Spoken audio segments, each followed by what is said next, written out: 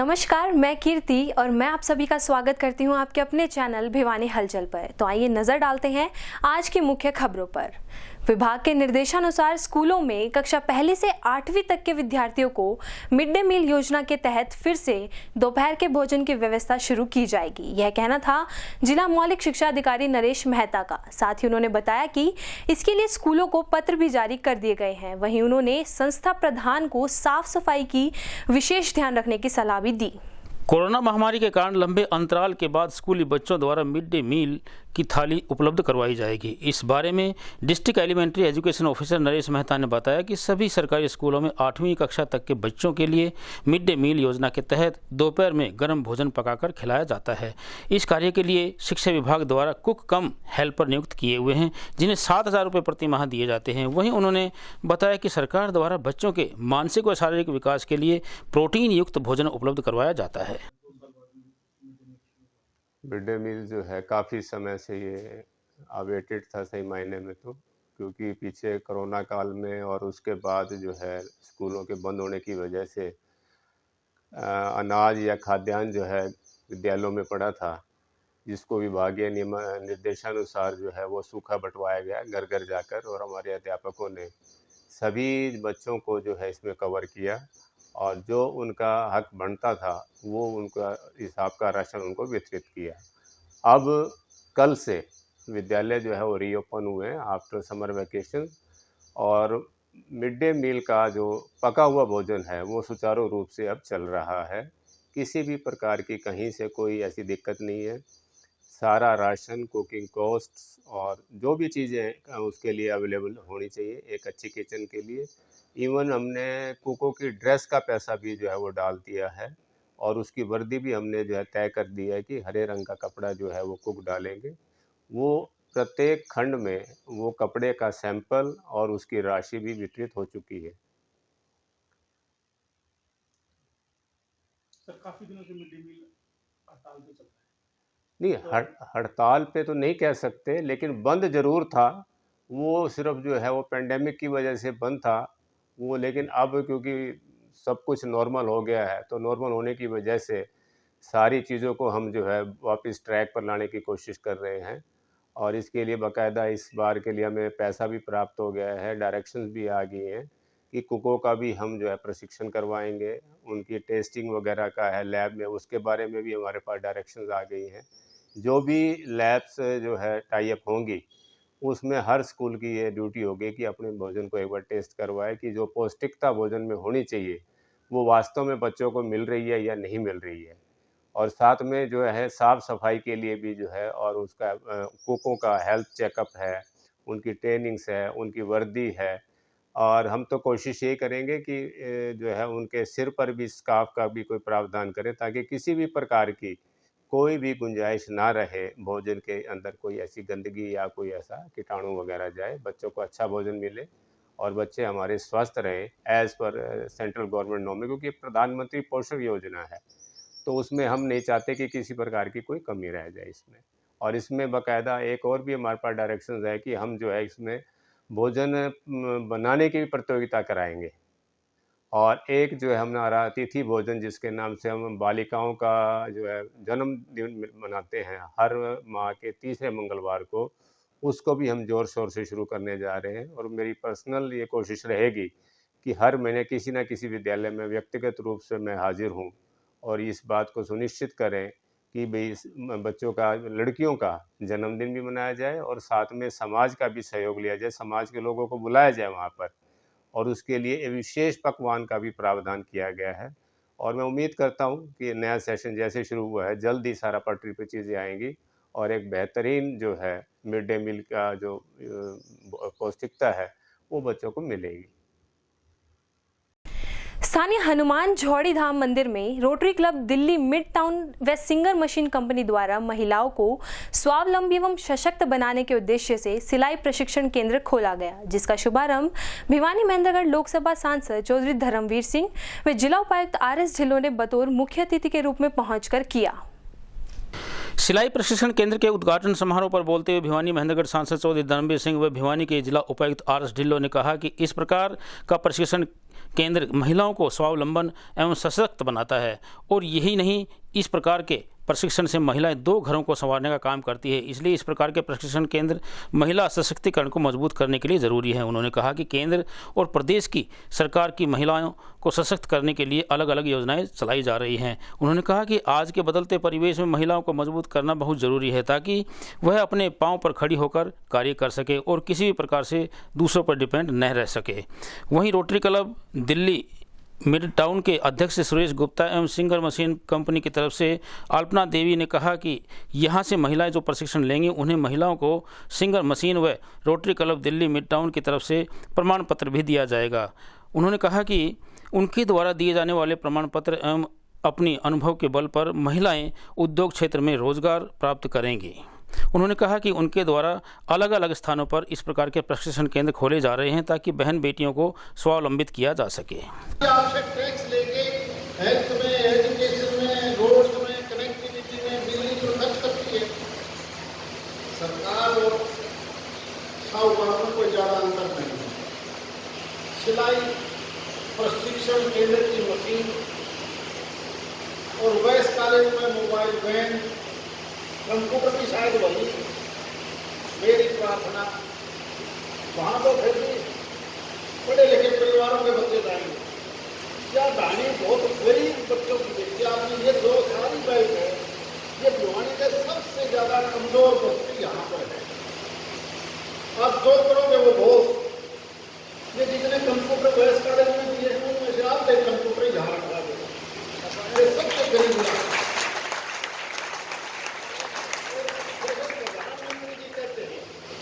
और भारतीय जनता पार्टी का भी एक मैनिफेस्टो है, आखिरी आदमी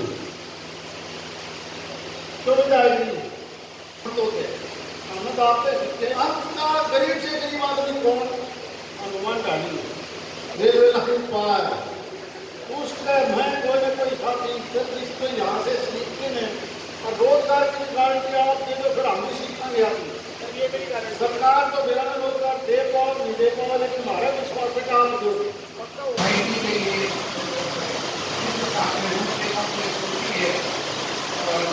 वो कार्य कर रहे हैं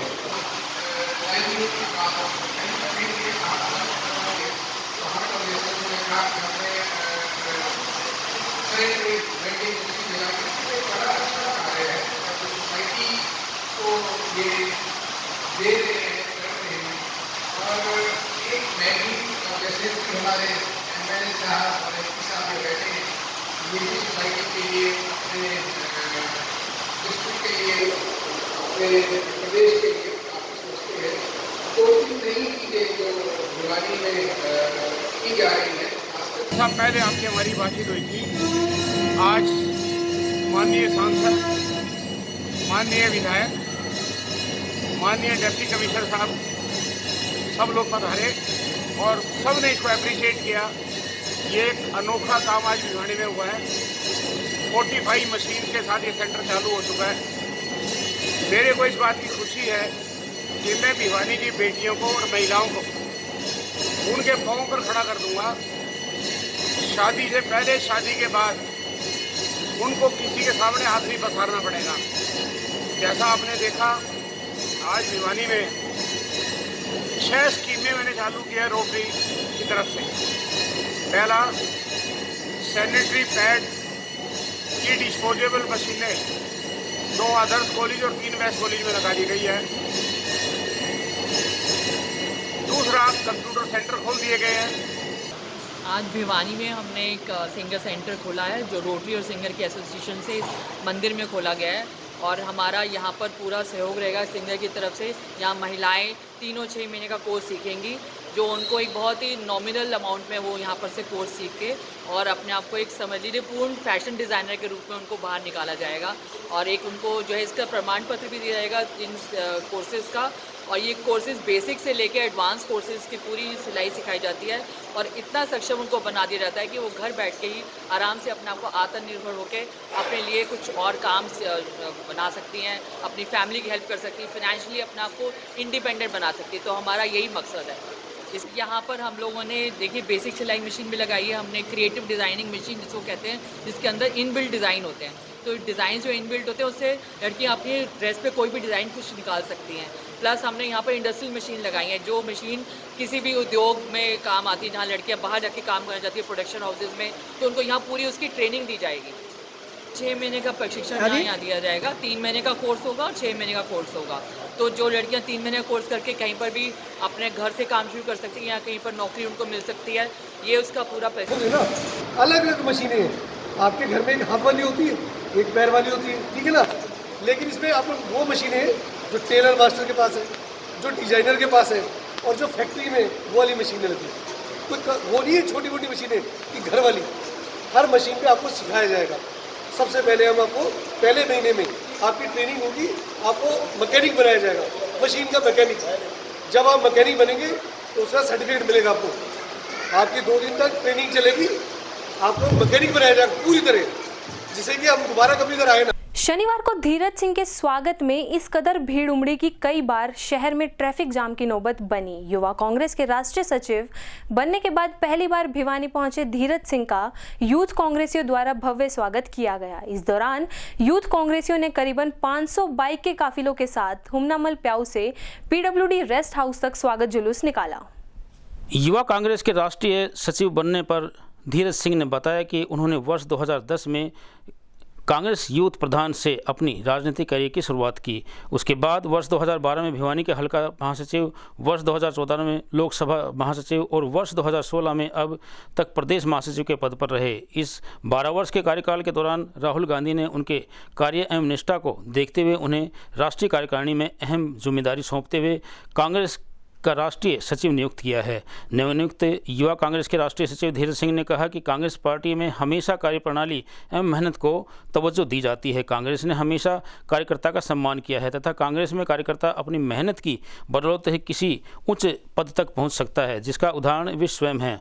अपने सम्मान में आयोजित जुलूस में उमड़ी भीड़ से उत्साहित यूथ कांग्रेस के नवनियुक्त राष्ट्रीय सचिव धीरज सिंह ने कहा कि उनके स्वागत में उमड़ी भारी जनसैलाब यूथ कांग्रेस की मजबूती दिखा रहा है। उन्होंने कहा कि आज देश व प्रदेश का युवा भाजपा शासनकाल से बुरी तरह से तंग आ चुका है। भाजपा शासनकाल में शिक्षा इतनी महंगी हो चुकी है कि आर्थिक रूप से कमजोर परिवार के युवा अच्छी शिक्षा लेने को तरस रहे हैं तथा ना ही रोजगार के साधन उपलब्ध करवाए जा रहे हैं, और जिसके चलते युवा रोजगार के लिए तरस रहे हैं तथा बार बार सड़कों पर उतरकर सरकार से स्थायी रोजगार के लिए मांग कर रहे हैं।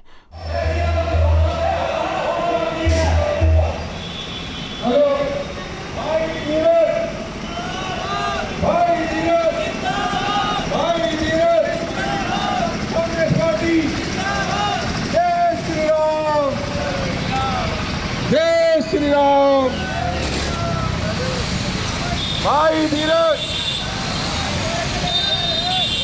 कांग्रेस पार्टी, कांग्रेस पार्टी, भाई धीरज जिंदाबाद।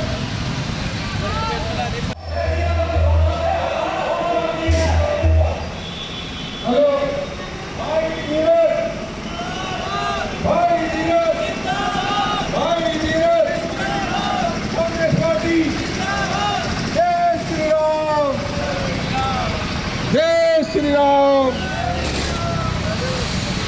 भाई धीरज, कांग्रेस पार्टी, कांग्रेस पार्टी, भाई धीरज। चल देखने वाले सभी दर्शकों का स्वागत है। अभी हम मौजूद हैं भिवानी के पीडब्ल्यूडी रेस्ट हाउस में, जहां पर राष्ट्रीय सचिव जो कांग्रेस पार्टी की है धीरज सिंह को बनाया गया है। एक भिवानी के छोटे से गांव से एक किसान परिवार से ताल्लुक़ रखने वाले युवा को प्रदेश में ही नहीं राष्ट्रीय स्तर पर एक बड़ा पद दिया गया है। और पार्टियाँ बीजेपी है या अन्य पार्टियाँ कांग्रेस पर निशाना साधती है कि युवा कांग्रेस से छटक चुका है। तो अभी हम बातचीत करेंगे धीरज जी से। धीरज जी, क्या कहना चाहोगे जो युवाओं को लेकर और पार्टियां निशाना साधती, क्या रहेगा? एक भिवानी के छोटे गांव से किसान परिवार से ताल्लुक़ रखने वाले धीरज को इतना बड़ा पद दिया गया। मैं किसान परिवार का, आम परिवार का एक नौजवान हूं। मुझे पता है कि किस प्रकार से एक धरती से जुड़े हुए व्यक्ति का क्या दर्द होता है और क्या उसके अंदर अच्छाइयाँ होती हैं। मैं ग्रास रूट का एक कार्यकर्ता हूं। मैं इस भिवानी की गलियों के अंदर घूमा हूं। मैं आप सब के साथ से प्रत्येक युवा को मेरे साथ जोड़ करके, पार्टी के साथ जोड़ करके उनको एक नई दिशा और एक अच्छे मार्ग पर उनको चलने के लिए प्रेरित करूंगा। प्रत्येक घर के युवा को पार्टी के प्रति जो समर्पण भाव था, किसी कारण से कम हो गया था, उस समर्पण भाव को हम आगे निरंतर बढ़ाने का काम करेंगे और प्रत्येक युवा को यूथ कांग्रेस और कांग्रेस पार्टी से जोड़ने का काम करेंगे। तो सर, बूथ लेवल से आपने शुरुआत की थी और एक राष्ट्रीय सचिव तक पहुंचना, आम लोगों से, जो आम यूथ है, उससे किस प्रकार अपील करेंगे कांग्रेस पार्टी से जुड़े? क्योंकि बूथ स्तर से लेकर राष्ट्रीय पद मिलना बड़ी बात होती है। तो किस प्रकार, जो कहा जाता है कि राहुल गांधी की टीम में कहीं ना कहीं कमियां आ रही थी, कुछ लोग छटक भी रहे थे, तो युवाओं से क्या आह्वान करेंगे? देखिए, मैं सबसे पहले तो भिवानी के युवाओं को एक संदेश देना चाहता हूं कि नशे से दूर होकर के एक सजग समाज का निर्माण किया जा सकता है। उसके बाद मैं बिल्कुल डाउन टू अर्थ, मुझे प्रत्येक मतलब बिल्कुल धरती की गहराई के नीचे की बातों का भी संघर्ष का मुझे पता है। मैं मेरे युवा साथियों से कहना चाहता हूं कि सच्ची निष्ठा के साथ, अपने माँ बाप के आशीर्वाद के साथ ठीक रास्ते के ऊपर चलते रहें। परमात्मा ज़रूर ठीक रास्ते पे सुनने वाले व्यक्ति की सुनता है। और जहाँ जहाँ भी मैं एक कांग्रेस का राष्ट्रीय सचिव नहीं, इनके भाई के तौर पर इनकी लड़ाई लड़ने का काम करूँगा। अभी लड़ाई बहुत लंबी है। इस सरकार को प्रदेश के अंदर से और देश के अंदर से जड़ से उखाड़ फेंकना इन युवाओं के साथ मिलकर ही मुनासिब है। देश में आज अखबार में भी आया कि हरियाणा में बेरोजगारी नंबर 1 है। किस प्रकार देख रहे हैं कि रोजगार पिछले 3 साल से भर्तियां ही नहीं हुई, पेपर ही नहीं हुए, जो पेपर हुए उनकी आउट हो गए, कहीं ना कहीं पेपर लीक भी सामने आया। तो किस प्रकार देख रहे हैं? फर्जी जो अभी वेरिफिकेशन किया जा रहा है भर्तियों का, उसमें भी कहीं ना कहीं फर्जीवाड़ा सामने आ रहा है, कुछ लोग अपनी वेरिफिकेशन के लिए नहीं पहुँच रहे। ये देश के अंदर रंगा बिल्ला की जोड़ी की सरकार चल रही है। सिवाय पैसे के, सिवाय धन बल के इनको कुछ नहीं दिखता। ये पैसे के लिए पता नहीं क्या क्या किस स्तर तक देश को पहुंचाना चाहते हैं। मैं जब से जन्म हुआ, होश संभाला, मैंने अनेक सी सरकारें देखी क्योंकि मेरा इंटरेस्ट रहा। मतलब इस प्रकार की सरकार समझ से परे है। मैं देश के युवाओं को कहना चाहता हूं, आप ज़्यादा से ज़्यादा भागीदारी के अंदर कांग्रेस पार्टी का साथ दें। कांग्रेस पार्टी अनेकों रोजगारों के अवसर आप लोगों के बीच में लेकर के आएगी। तो अग्निवीर योजना लेकर आई है केंद्र सरकार, उसमें क्या लग रहा है आपको? युवाओं को किस प्रकार आक्रोश प्रदर्शन भी है भिवानी से, तालू गांव से, जो पवन है उसने अपनी फांसी लगाकर भर्ती ना होने के कारण आत्महत्या कर ली थी, उसी के गांव से एक मसाल लेकर दिल्ली के लिए रवाना हुई है। किस प्रकार देख रहे हैं इस योजना को? देखिए, आप कह रहे हैं ना, एक हमारे जवान ने आत्महत्या कर ली, कितना बड़ा। अपने माँ बाप के, मुझे लगता है कि वो एक ही बेटा था। आज तक भारतीय जनता पार्टी की सरकार को हरियाणा प्रदेश के अंदर बने 8 साल हो गए, ना ही तो उनका कोई वजीर, ना ही हरियाणा प्रदेश के मुख्यमंत्री कहीं पहुंचे हैं। अनेकों इवेंट कराने के अंदर मुख्यमंत्री जी बिजी हैं। किस प्रकार से हरियाणा चल रहा है? कहते हैं कि अफसरों को ये तक कहा जाता है कि मुख्यमंत्री जी सिलेक्टेड एप्पल खाते हैं जहाँ भी स्टे करते हैं, उनको एप्पलों की तो बड़ी फिक्र है। ये सारे झूठे ड्रामे थे। जो घास के अंदर एक परना बिछा करके वो सोते थे, वो फ़ोटोएँ कहाँ गई? अब कहाँ गए? वो बड़ी बड़ी गाड़ियाँ कहाँ से आ गई? वो लैंड क्रूज़र, बड़े बड़े चॉपर प्रदेश के युवाओं के घर क्यों नहीं पहुँचे भाई? उसने आत्महत्या कर ली, हमारे साथी ने। वो पिछले 3 साल 4 साल से सिर्फ फौज की भर्ती के लिए अपनी मेहनत मशक्क़त कर रहा था। कहाँ है मुख्यमंत्री जी? कहाँ है सरकार? और आज ये लेकर के अग्निवीर क्या है? ये देश और प्रदेश के युवाओं के साथ बड़ा चला हुआ है। हम इन रंगा बिल्ला की जोड़ी को, इस भारतीय जनता पार्टी की सरकार को, देश और प्रदेश के युवाओं को ठगने नहीं देंगे। खास करके कहता हूँ, भिवानी के युवाओं को जहाँ कहीं मेरी जरूरत होगी, उनके साथ कंधे से कंधा मिला करके मैं हर वक्त, हर दम, हर समय उनके साथ खड़ा मिलूँगा। तो सर, महंगाई भी चरम सीमा पर पहुँच चुकी है। महंगाई भी अपनी चरम सीमा पर पहुँच चुकी है धीरज जी। देखा होगा, हर चीज़ के दाम डबल हो चुके हैं, 2 गुने। तो किस प्रकार देख रहे हैं? लेकिन लोगों का जुड़ाव, पता नहीं वोटिंग में कहीं ना कहीं बीजेपी कहाँ से निकल जाती है। 2 पंक्तियाँ कहना चाहूँगा। ना घर में गृहिणी सुरक्षित है, ना मंदिर में भगवान, ना बाजार में व्यापारी सुरक्षित है, ना खेत में किसान, और ना ही सेना का जवान। इसमें सारा गया। तो ये थे भिवानी के युवा नेता धीरज सिंह, जिन्हें कांग्रेस पार्टी ने राष्ट्रीय सचिव बनाया है और आने वाले दिनों में इन्हें राष्ट्रीय सत्र की जिम्मेदारियां भी सौंपी जाएंगी। धीरज जी, कहाँ आपका अगला रहेगा? प्रभारी भी बनाया जाता है राष्ट्रीय पदाधिकारी जो होते हैं, तो अगला कदम क्या रहेगा पार्टी की तरफ से? जो देश का युवा भटक चुका है, उस देश के युवा को एक अच्छी प्रेरणा दे करके सही मार्ग पर चलाने का प्रयास मैं करूँगा। इस जो देश के युवा को भारतीय जनता पार्टी ने बरगलाने का काम, भटकाने का काम किया है, उसको कहीं न कहीं मैं वापस एक अच्छे ट्रैक पर ला करके एक अच्छा मार्ग, जितना प्रयास मेरे से होगा, मैं ये नहीं कहता कि मैं सबको एक तरीके चला लूँगा, मुझे लगता है कि कहीं मैं उसमें सक्षम रह पाऊँ या न रह पाऊँ, लेकिन जितना मेरे से प्रयास होगा, समाज के अंदर एक अच्छा संदेश लेकर के युवाओं के साथ कंधे से कंधा मिला करके उनकी लड़ाई लड़ने का काम, उनके संघर्ष में सदैव तत्पर रहने का काम, जितना मेरे से प्रयास होगा उतना मैं करता रहूँगा। ये थे कांग्रेस के नेता धीरज सिंह और भिवानी पहुंचे। आज सैकड़ों की संख्या में इनके साथ बाइक की रैली निकाली गई। भिवानी पहुंचने पर इनका भव्य स्वागत किया गया। उल्लेखनीय है कि भिवानी की जनता को साइबर क्राइम से छुटकारा दिलाने के लिए जिला भिवानी में थाना सिविल लाइन के प्रथम तल पर साइबर क्राइम थाने का विधिवत रूप से उद्घाटन किया जा चुका है। वहीं पुलिस अधीक्षक अजीत सिंह शेखावत ने जिला वासियों से अपील की है कि साइबर व ऑनलाइन फ्रॉड होने के संबंध में पीड़ित तुरंत इसकी सूचना cyber help desk, cyber crime थाना या क्राइम पोर्टल 1930 पर अवश्य दर्ज करवाए। लगातार बढ़ते साइबर क्राइम को रोकने के लिए हरियाणा सरकार द्वारा प्रदेश के प्रत्येक जिले में साइबर क्राइम थाना खोलने की घोषणा की गई। इसी कड़ी में जिला मुख्यालय पर साइबर क्राइम थाना विधिवत रूप से उद्घाटन किया गया है। वहीं इस बारे में थाना सिविल लाइन भिवानी के पहली मंजिल पर साइबर क्राइम थाना खोला गया है। उद्घाटन के पश्चात पुलिस अधीक्षक महोदय ने बिल्डिंग का बारीकी से निरीक्षण करते हुए पुलिस कर्मचारियों को रखरखाव व स्वच्छता के संबंध में आवश्यक दिशा निर्देश जारी किए।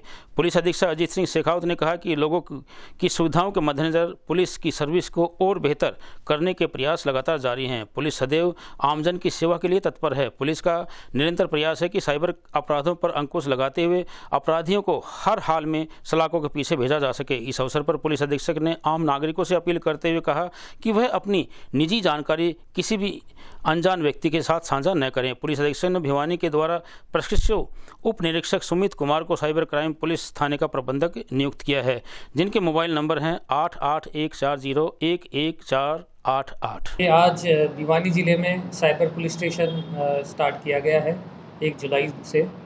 इस साइबर पुलिस स्टेशन के अंदर जो साइबर से रिलेटेड जितने भी अपराध होते हैं उनका FIR का रजिस्ट्रेशन भी होगा और साथ में एक विशेष टीम जो कि IT के मामलों में, साइबर क्राइम के मामलों में दक्ष है, जो अच्छे से ट्रेंड है और मोटिवेटेड है, उनको साइबर क्राइम के मामलों को सॉल्व करने के लिए लगाया गया है। इस पुलिस स्टेशन के आने से भिवानी ज़िले में जो साइबर क्राइम के केसेस हैं उनको ट्रेस करने में, उनको सुलझाने में सहायता मिलेगी। साथ ही हमने देखा है कि लगातार कुछ दिनों से, विशेषकर लॉकडाउन के बाद से साइबर क्राइम के मामलों में काफ़ी वृद्धि हुई है। पिछले साल का डेटा देखें तो लगभग 200 से 250 मुकदमे साइबर क्राइम से रिलेटेड दर्ज हुए हैं और इनमें कुछ मामलों में काफ़ी बड़ी मात्रा में भी आर्थिक हानि लोगों को सहनी पड़ी है। कुछ मामलों में 20 से 30 लाख रुपए तक का भी नुकसान कुछ लोगों को साइबर क्रिमिनल द्वारा पहुंचाया गया है। इसी सब को देखते हुए ये एक ज़रूरत महसूस की गई कि साइबर पुलिस स्टेशन एक अलग से बनाया जाए। इसमें इस साल अभी तक हमारे पास साइबर क्राइम पोर्टल है, उसमें 500 से अधिक कंप्लेंट आ चुकी है और 30 के आसपास हमने मुकदमे भी दर्ज किए हैं। इस तरह से लगातार मामले की वृद्धि को देखते हुए एक special effort cyber crime police station द्वारा किया जाएगा और मैं भिवानी वासियों से ये अपील करता हूँ कि किसी भी तरह का साइबर फ्रॉड का मामला है उसकी तुरंत सूचना पुलिस में ज़रूर दें, चाहे कितना भी छोटा मामला हो, कितना ही आपका नुकसान हो या ना हो, अटेम्प्ट हो। आपके जो मामले दर्ज कराने पे हम साइबर क्रिमिनल्स तक पहुंचने में सहायता मिलेगी हमें। साइबर क्राइम जैसे आपको पता है कि ऑनलाइन हो जाते हैं, उसी तरह सरकार ने भी सुविधा दी है कि आपको किसी भी थाने में विज़िट करने की आवश्यकता नहीं है कंप्लेंट को दर्ज कराने के लिए। आप साइबर क्राइम पोर्टल पे आप अपना आईडी बना के तुरंत अपनी कंप्लेंट के बारे में रजिस्ट्रेशन करा सकते हैं। सरकार द्वारा एक हेल्पलाइन 1930 वो ये लॉन्च की गई है। यदि आपके खाते से अनावश्यक रूप से कोई भी पैसे कट जाते हैं, आप तुरंत उस नंबर पे कॉल करके अपना ट्रांजैक्शन को वापस भी करवा सकते हैं। हमारे पास ऐसे काफ़ी सारे केसेस आए हैं जिनमें 1930 पे कॉल करके या साइबर क्राइम पोर्टल पे कंप्लेंट दर्ज करवाने के बाद में उनके जो पैसे कट गए थे वो वापस आ चुके हैं। 2022 की बात करें तो 6 लाख रुपए से अधिक लोगों के जो किसी साइबर फ्रॉड क्रिमिनल्स द्वारा ले लिए गए थे वो वापस आए गए हैं। इसी तरह क्राइम को ट्रेस करने में भी हमें बहुत सहायता मिलती है। इसलिए आप तुरंत साइबर क्राइम पोर्टल पे कंप्लेंट दिलाएं और 1930 पे कॉल करें। इसके अलावा हर पुलिस स्टेशन के अंदर एक साइबर हेल्प डेस्क की भी स्थापना की गई है, तो यदि कोई आने जाने में असमर्थ है उसको साइबर हेल्प डेस्क और संबंधित थाने हैं उसमें जाकर भी अपनी कंप्लेंट दर्ज करवा सकते हैं। परंतु सबसे कारगर और सबसे आसान तरीका 1930 पे कॉल करना या फिर साइबर क्राइम पोर्टल के ऊपर अपनी कंप्लेंट को अपलोड करना है। ये बहुत ही कारगर होगा। ये साइबर क्राइम के जो केसेस है उनको सॉल्व करने की क्षमता पुलिस में काफ़ी अच्छे से डेवलप हुई है और धीरे धीरे इसी स्तर पे इसी दिशा में हम बहुत अच्छे से प्रयास करने वाले हैं। साइबर पुलिस स्टेशन के लिए आईटी के जो एक्सपर्ट हैं, जो बाहर है प्राइवेट सेक्टर में काम कर रहे हैं, या फिर अलग अलग जो नई नई टेक्निक्स है उनको भी साइबर क्राइम पुलिस स्टेशन के साथ जोड़ा जाएगा, ताकि क्रिमिनल जिस तरह से अपनी टेक्नोलॉजी में विकास कर रहे हैं हम उनसे भी एक कदम आगे बढ़ के चलें। और हम आपको विश्वास दिलाते हैं कि किसी भी तरह की साइबर कंप्लेंट्स हो उसको सॉल्व करने में, उसको ट्रेस करने में हमारे जो कर्मचारी हैं वो सक्षम रहेंगे और बहुत अच्छे रिजल्ट इस साइबर पुलिस स्टेशन के मिलेंगे। हमारे पास काफ़ी सारे मामलों में आया है कि आमजन भी कुछ लालच में या फिर अज्ञानतावश अपना नुकसान कर बैठते हैं। जैसे आपके साथ कोई दोस्त बन के कॉल करता है और कहता है कि मैं आपके अकाउंट में 2 या 3 लाख रुपए ट्रांसफ़र कर दूंगा, आपको एक लिंक भेजता है, आपके अकाउंट में आने की बजाय उसके अकाउंट के जितने भी पैसे होते हैं वो सारे कट जाते हैं। इस तरह आमजन से भी हमारी अपील है कि किसी भी तरह के प्रलोभन से बिल्कुल ना फंसे। हमेशा कोई भी बैंक है, कोई भी टेलीकॉम कंपनी है, कोई भी आपको कॉल करके अपना डेटा शेयर करने के लिए कभी नहीं बोलता है। फ़ोन पर किसी के अनजान आदमी का यदि कोई भी फ़ोन आता है, आपको किसी तरह की अपना डेटा है बिल्कुल शेयर नहीं करना है, चाहे आपका मोबाइल फ़ोन का पासवर्ड हो, OTP हो, या फिर अपने जो डेबिट कार्ड है, क्रेडिट कार्ड है, उनकी डिटेल्स हो, अकाउंट की डिटेल, किसी भी चीज़ को आप बिल्कुल भी किसी अनजान आदमी के साथ शेयर ना करें। जो अनजान तरीके से जो लिंक आते हैं उन लिंक पे बिल्कुल भी क्लिक ना करें। इन सब से आपका एक बहुत अच्छा बचाव हो सकता है। और किसी तरह की भी कॉल आए तो उसको एक बार क्रॉस वेरीफाई अपने बैंक द्वारा या साइबर पुलिस स्टेशन में कॉल करके भी आप एक बार इसको वेरीफाई कर सकते हैं कि ये जेन्युइन है या फिर ये फ्रॉड है।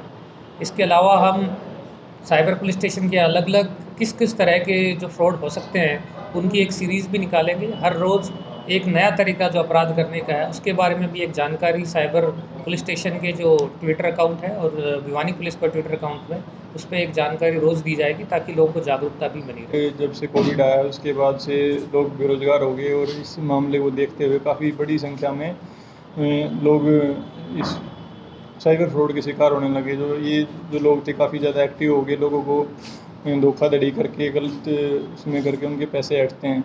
इसमें कोई काफ़ी तरीक़ों से है, जैसे कि कोई फेसबुक पे दोस्ती करके या फिर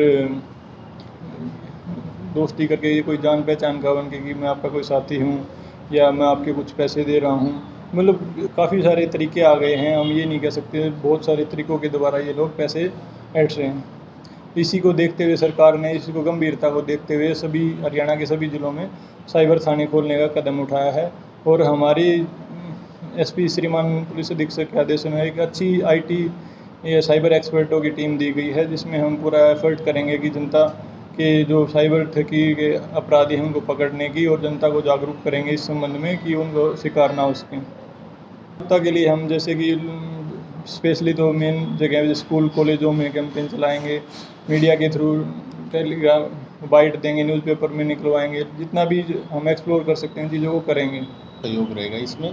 अभी साइबर जो अलग अलग थाना में क्राइम के लिए जो कंप्लेंट आती थी वो थाना अलग अलग खुलने से, साइबर क्राइम के थाने खुलने से अब आम जनता को जल्दी कंप्लेंट देने में और उस पर निपटारा करवाने में आसानी रहेगी। साथ में जो क्रिमिनल हैं जो अलग अलग तरीके से पब्लिक को ठगते हैं उसके लिए शिकंजा कसने के लिए अलग अलग थाने खोले गए हैं ताकि जनता को जल्दी से न्याय मिल सके, उनके फ्रॉड जो हो रहे हैं उनको रोका जा सके। और हमारी साइबर सेल है उसमें वो निरंतर हर थाने के साथ साइबर सेल प्रॉपर काम करेगी और जल्द से जल्द हम क्रिमिनलों तक पहुंचेंगे। सर क्या चेतावनी देना चाहेंगे जो ऑनलाइन फ्रॉड करते हैं? हम यही कहना चाहेंगे कि वो अब बचेंगे नहीं, जल्द से जल्द पुलिस वहां तक पहुंचेगी और हमारी टीम निरंतर उनके साथ हर साइबर थाना की टीम के साथ कंधे से कंधा मिलाकर काम करेगी और फ्रॉड करने वालों को बख्शा नहीं जाएगा। प्राप्त जानकारी के अनुसार गांव देवसर निवासी देवेंद्र पुत्र बलबीर कल रात को भिवानी से अपने गांव जा रहा था। रास्ते में देवसर मोड़ के निकट कल रात एक अज्ञात वाहन चालक ने उसे साइड मार दी, जिससे उसकी बाइक दुर्घटनाग्रस्त हो गई और देवेंद्र घायल हो गए। घायल को चौधरी बंसीलाल सामान्य अस्पताल भर्ती करवाया गया, जहां गंभीर हालत को देखते हुए डॉक्टर्स ने उसे पीजीआई रोहतक रेफर कर दिया। रास्ते में उसकी मृत्यु हो गई। इस मामले में परिजनों ने बताया कि देवेंद्र के 3 बच्चे हैं, जिनमें 2 लड़कियां और 1 लड़का है। वह मेहनत मजदूरी करके अपने परिवार का पालन पोषण करता था, लेकिन इसके जाने के बाद उनके परिवार पर दुखों का पहाड़ टूट पड़ा है। उन्होंने सरकार से मांग की है कि सरकार देवेंद्र के परिवार की आर्थिक सहायता करे, जिससे कि उसके परिवार का पालन पोषण हो सके। इसका नाम देवेंद्र था जी। ये भिवानी से गांव में जा रहा था देवसर, और रास्ते में इसको गाड़ी ने टक्कर मार दी और इसका एक्सीडेंट हो गया। इसका 2 बच्चे हैं जी, 3 बच्चे हैं, और ये अपना जमींदारा फैमिली से बिलोंग करता है। और मेरी प्रशासन से मांग है कि गाड़ी को जल्दी से जल्दी ढूंढ लिया जाए और इसकी कुछ आर्थिक मदद हो जाए तो इसका परिवार सुधर जाए। नाम आपका? रमेश कुमार। क्या घटना घटी? ये जी रात को 11 बजे हुई, मेरे मकान के सामने हुई थी और गाड़ी उस टाइम भागी थी। मैं इसको उठा के गाड़ी में यहाँ एडमिट करेगा। तो सर क्या डॉक्टरों ने क्या कहा, क्या मांगा? ना मैं चला गया था गाड़ी लेकर। तो कौन सी गाड़ी थी सर? वो पता नहीं, रात का टाइम था ना, 11 बजे। ये भाई कल रात्रि को 10-11 बजे एक मोटरसाइकिल से जा रहा था देवेंद्र नाम का लड़का, जो देवसर से है, और देवसर मोड़ से करीब 1 किला आगे गांव देवसर की तरफ गया था, और वहां से कोई अज्ञात व्हीकल की साइड से टक्कर लगी, जिस कारण वो साइड में खड़े किक्कर के पेड़ से टकरा गया और उसको काफ़ी चोटें लगी। और उसके पिताजी की दरख्वास्त पर FIR दर्ज की गई है, एक्सीडेंट 279 304 IPC के तहत, और कार्रवाई की जा रही है। और FIR दर्ज करके अज्ञात वाहन चालक के खिलाफ कार्रवाई की जाएगी। मॉनसून की पहली बरसात ने जहां एक और मौसम को ठंडा व सुहावना बनाया, वहीं दूसरी ओर भिवानी स्थित सेक्टर 13 के लोगों को बरसात के कारण अनेकों परेशानियों का सामना करना पड़ रहा है। सड़कों की हालत बद से बदतर हो चुकी है, जिससे वाहन चालकों में एक्सीडेंट का डर बना रहता है। उन्होंने जिला प्रशासन से समस्या का समाधान जल्द से जल्द करवाने की मांग की। मानसून की पहली बरसात ने भिवानी का पोस्ट एरिया कहे जाने वाले सेक्टर 13 की सड़कों का जल भराव के कारण नक्शा ही बदल डाला है, जिसके कारण सड़कों पर बड़े बड़े गड्ढे बन चुके हैं, जिनमें से वाहन चालकों का गुजरना अत्यंत मुश्किल हो चुका है। इस अवसर पर सेक्टर वासियों ने बताया कि पार्क में घास भी काफ़ी बढ़ चुकी है। अनेकों बार फ़ोन करने पर कर्मचारियों को बुलाया गया तो घास तो काट दी गई, लेकिन ठेकेदार के कर्मचारी तुरंत ही घास को छोड़कर वहीं पर चंपत हो गए। वहीं उन्होंने इन सभी सड़कों को RCC सड़क के रूप में परिवर्तित करने की सरकार से मांग की है।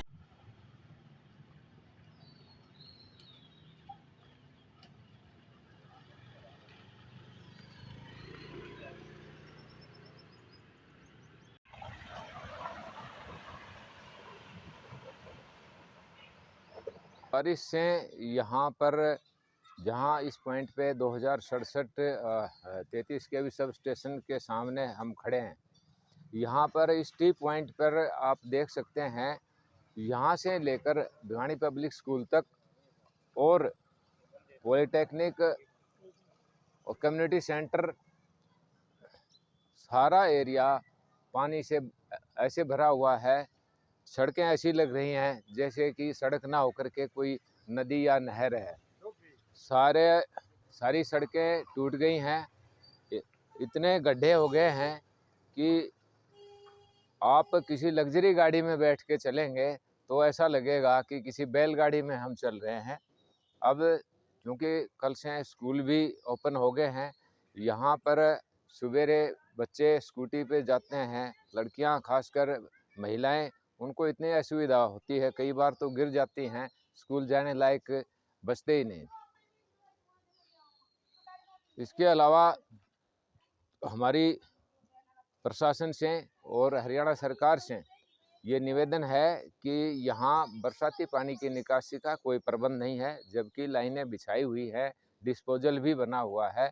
इसको बारिश से पहले सारी लाइनों को साफ करवाया जाए और डिस्पोजल चालू किए जाए, बरसाती पानी की निकासी की जाए। और जिस स्थान पर हम खड़े हैं ये रोड, इसका लेवल बहुत नीचा है, इसको कम से कम 1 फुट ऊंचा उठाया जाए और इसको पूरे रोड को, जो सर्कुलर रोड है हमारा सेक्टर 13 का, कम्युनिटी सेंटर, पॉलिटेक्निक और बीपीएस को कवर करता है, इसको आरसीसी का बनाया जाए। मेरा नाम रामजी लाल है जी। मेरा मकान नंबर 1969 है। यहाँ यही रहते हम।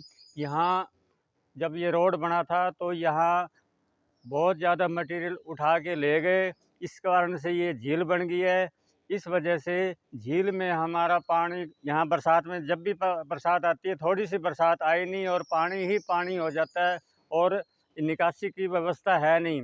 और जब भी उठते हैं तो ठेके उठ जाते हैं, रोड बनाने के ठेके उठ जाते हैं, जबकि जब निकासी का ही प्रबंध नहीं, व्यवस्था नहीं है। एक 10 करोड़ का रोड बनाने का ठेका देने के लिए कमेटी या हुड्डा जो भी है ना, वो तैयार है। एक 10,000 की मोटर नहीं लगा सकते जो पानी की निकासी हो सके। मेरा ये अनुरोध है प्रशासन से कि इस झील से बचाया जाए, पहले पानी की व्यवस्था की जाए, पानी निकासी की व्यवस्था की जाए और उसके बाद ये झील को जो है ना ठीक किया जाए, झील ना रहे यहाँ पर और सारे सेक्टर का पानी यहाँ ना आए, ऐसा व्यवस्था की जाए। धन्यवाद। नमस्कार जी, मैं जलय सिंह मलिक, 1983 मकान नंबर है। यहाँ यह अपने रामजी लाल जी का मकान है। यहाँ इतना पानी भरा है और इन अपने आप ये होल भी खुलवाया था और इसकी मरम्मत भी करवाई 2-3 दिन पहले, लेकिन फिर भी पानी निकला नहीं। ये पानी सारा इसी के सामने खड़ा है, गेट के सामने। सभी को आने जाने वालों को इतनी असुविधा है कि यहाँ बच्चे पढ़ते हैं, गिर जाते हैं पानी में, लोगों के कपड़े खराब हो, गाड़ी बाइक भी, वो स्कूटी भी पड़ जाती हैं। साइकिल वाले का तो कहना है क्या है, निकल नहीं सकता यहाँ से।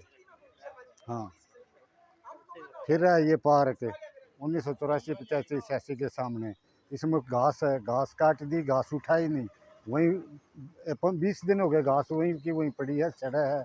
बरसात होगी वो मच्छर हो रहे हैं। लोक संस्कृति को उभारने व घर घर तक इसके प्रचार प्रसार के लिए स्थानीय बाल भवन में कला एवं संस्कृति विभाग एवं रंगारंग आर्ट एंड कल्चर एसोसिएशन के संयुक्त तत्वाधान में 20 दिवसीय लोक नृत्य कार्यशाला का शुभारंभ मुख्य अतिथि वार्ड नंबर 31 से सत्येंद्र मोर ने किया। व विशिष्ट अतिथि के रूप में बाल विकास कल्याण अधिकारी ओम प्रकाश उपस्थित रहे। वहीं इस अवसर पर सैकड़ों की संख्या में बच्चों व कलाकारों ने भाग लिया। कार्यशाला का शुभारंभ मुख्य अतिथि व विशिष्ट अतिथि ने मां सरस्वती के समक्ष दीप प्रज्वलित करके श्रीफल तोड़कर किया। कार्यक्रम में उपस्थित अतिथिगणों का कलाकारों ने हरियाणवी पगड़ी पहनाकर स्वागत किया। मुख्य अतिथि सत्येंद्र मोर ने कहा कि हरियाणवी लोक संस्कृति आज खत्म हो चुकी है। अगर हमें अपनी संस्कृति को बचाना है तो अपने बच्चों को लोक संस्कृति के बारे में बताना पड़ेगा। अगर लोक संस्कृति के बारे में आप अपने बच्चों को बताएंगे तभी वह लोग बुजुर्गों का मान सम्मान भी करेंगे। इसी प्रकार से उन्होंने कहा कि इस तरह की कार्यशाला प्रत्येक जिले में लगानी चाहिए। अगर इस तरह की कार्यशाला लगती है तो हम अपने बच्चों को प्राचीन संस्कृति से रूबरू करवाते हैं।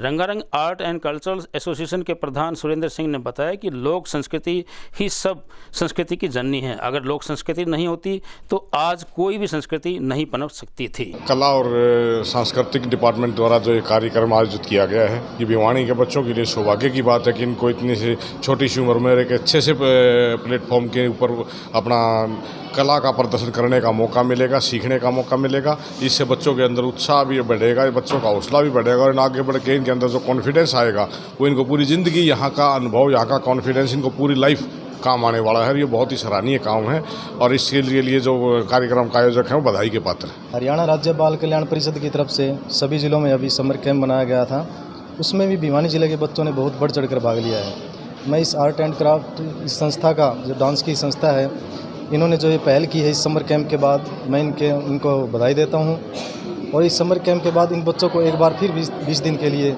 अच्छा कुछ सीखने को मौका मिलेगा। इस वर्कशॉप के माध्यम से यहाँ के बच्चों को जो हमारे पुराने जो नृत्य होते थे या पुराने जो रीति रिवाज होते थे उनके बारे में भी बच्चों को सीखने का मौका। मेरा नाम पूर्वा है। आज बाल भवन में नृत्य की क्लासें चल रही हैं, 20 दिन की क्लासें हैं ये। यहाँ पे खोड़िया डांस सिखाया जाएगा और अभी ये जो छोटे छोटे वीडियोस वगैरह आते हैं, अभी डांस जो हम अपनी फैमिली के साथ देख नहीं सकते हैं और ये डांस हम हमारी पूरी फैमिली के साथ देख पाएंगे अच्छे से। आपका नाम? मेरा नाम मीनू है और मैं बाल भवन में आज उपस्थित हूँ इसलिए क्योंकि यहाँ पे एक नृत्य का उपस्थिति हुई है और हम अपनी प्रांतीय संस्कृति को हम भूलते जा रहे हैं। जो कोरिया के द्वारा हम अपनी संस्कृति को हम दोबारा देख सकते हैं और उसे हम महसूस कर सकते हैं, क्योंकि पुरानी संस्कृति को हम बहुत दिनों से हमने उन्हें नहीं देखा है, जो कि हम आज देखेंगे। वहाँ यहाँ पर बाल भवन में 20 दिन जो उपस्थित हो रही है, इसलिए मुझे बहुत अच्छा लग रहा है और बहुत दिल से खुशी है। हाँ, बहुत अच्छा मैसेज देंगे, क्योंकि आजकल हम दिखावटी की दुनिया में जी रहे हैं, हम पुरानी संस्कृति को भूल रहे हैं, मगर इसके द्वारा हम बहुत अच्छे से सीख सकते हैं, क्योंकि हमने नहीं देखी है वो ज़िंदगी, मगर हम आज देख सकते हैं वो चीज़ें और महसूस भी कर सकते हैं। कला एवं सांस्कृतिक कार्यक्रम विभाग हरियाणा सरकार और रंगारंग art and culture association Rohtak के द्वारा जो 20 दिवसीय हरियाणवी लोक नृत्य की कार्यशाला लगाई गई है, इसका बेसिकली जो मेन उद्देश्य जो है, हमारा जो आज की जो युवा पीढ़ी है या हमारे आज के बच्चे हैं वो अश्लीलता की तरफ थोड़ा सा ज़्यादा जा रहे हैं, क्योंकि यूट्यूब उसका माध्यम हो गया या जितना भी हम सोशल मीडिया पे देखते हैं, बच्चा थोड़ा सा उसकी तरफ ज़्यादा अट्रैक्ट हो रहा है। और इस तरह के वर्कशॉप लगाने का मुख्य उद्देश्य यही है कि बच्चे अपनी हरियाणवी कल्चर, हमारे जो रिचुअल हैं, रीति रिवाज हैं, उनकी तरफ उनका ज़्यादा रुझान हो, वो सीखें कि हमारे रीति रिवाज क्या थे। और मैं आपको बता दूं कि पहली बार हरियाणा में खोड़िया जो हमारी डांस फॉर्म है उसकी यहाँ पर ये वर्कशॉप लग रही है।